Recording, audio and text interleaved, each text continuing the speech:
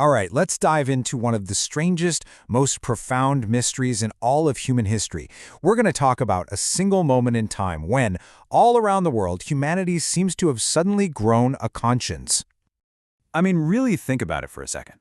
All the concepts we just take for granted, things like compassion, self-reflection, personal ethics, what if they didn't just slowly evolve over thousands of years? What if they just exploded into existence, all across the globe, at pretty much the exact same time? Well, that incredible period actually has a name, the Axial Age.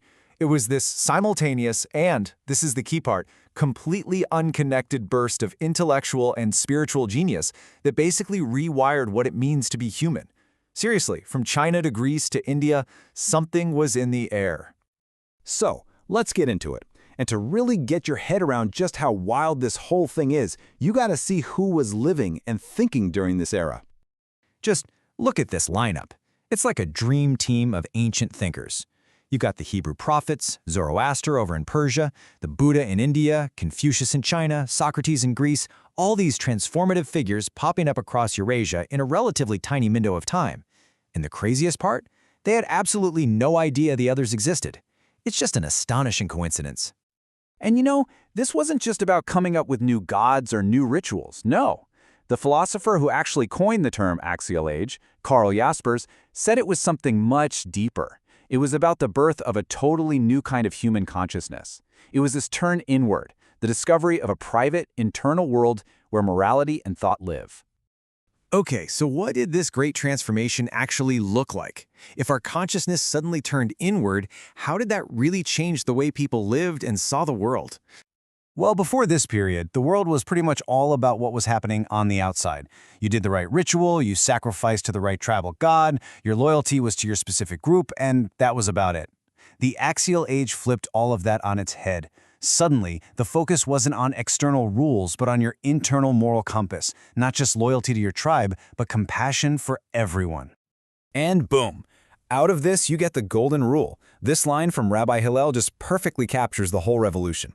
For the first time, your own feelings, your own internal life, became the yardstick for how you should treat other people. And the really mind-blowing part? This wasn't just happening in one place. It was everywhere. The historian Karen Armstrong points out that all of these different sages who never met all insisted that people had to abandon their own ego and greed. The goal across all these different cultures was the same: create a new kind of human being, one built on compassion. Which of course leads to the million-dollar question, why? Why then, and why everywhere at once? Well, historians have a few pretty interesting theories about this. Okay, theory number one, which is championed by Karen Armstrong, is that the Axial Age was basically a pushback against all the violence. I mean, this was the Iron Age, a time of unbelievable brutality and constant warfare. The sages were living through it, and their philosophies were a desperate search for a way to stop the bloodshed. All right, theory two kind of flips that first one right on its head. This idea suggests that it wasn't about violence, but about peace and prosperity. You had big, stable empires rising, like the Persian Empire. Trade was expanding, and for the first time, some people weren't just worried about surviving day to day. They actually had the luxury, the time and security, to sit back and ask those bigger questions about the meaning of it all. And then there's a third big idea. It's all about the power of the written word. For the first time in history, literacy was spreading. Ideas could be written down, they could be studied, debated, and improved upon over generations. And that process of being able to look at an idea on a page might have been what we needed to develop deep, abstract thought and self-reflection. Now, for a long, long time, these were all just theories, educated guesses. But here's where it gets really cool. We can now investigate this ancient mystery with some seriously modern tools. I mean, how on earth do you do that? How do you measure an idea like introspection in a bunch of ancient texts? Sounds impossible, right? Well, there's this wild new field called quantitative philology, and that's exactly what it's trying to do. So here's the basic idea. Researchers digitize a ton of ancient texts, the Bible, Greek classics, you name it.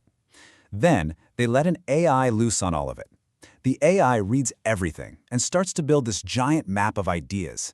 It figures out which words tend to hang out together. So maybe words like soul, reflect, and conscience are all in one neighborhood on the map, while words like king, battle, and chariot are way over in another. Once you have that map, you can actually measure how close any given text is to that introspection neighborhood. It's a way to quantify how much a text is talking about that concept. So, what did they find? Something pretty remarkable. When they compared the Old Testament to the New Testament, they found what they call an arrow of time. There was a clear, measurable, data-driven increase in the language of introspection. It was the first piece of hard evidence for this massive axial age shift. But, and this might be the most shocking part of the whole study, they ran the same analysis on millions of books from our own time, the 20th century, and they found that while introspection was generally high, it absolutely plummeted during the First and Second World Wars. This suggests that our ability to self-reflect, it's not some permanent upgrade to our brains. It's fragile. It seems to really depend on living in a stable society.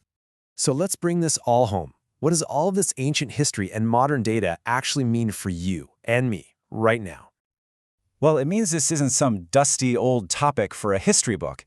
The axial age is basically the source code for how a lot of us think about right and wrong, about who we are, and about our place in the universe.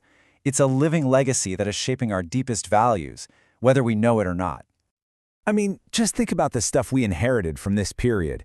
The whole idea of personal responsibility, the belief in universal compassion, the value we place on self-criticism, and that really revolutionary idea that what you do is more important than what you say you believe. These weren't just obvious truths. They were world-changing innovations from the axial age. And that really leaves us with a huge question, doesn't it? The data suggests that peace and stability are what allow us to be introspective, while crisis makes us shut down. So the values that we hold so dear were forged in the fire and violence of the Iron Age. What new values, what new kinds of consciousness are being forged by the unique pressures of our world right now?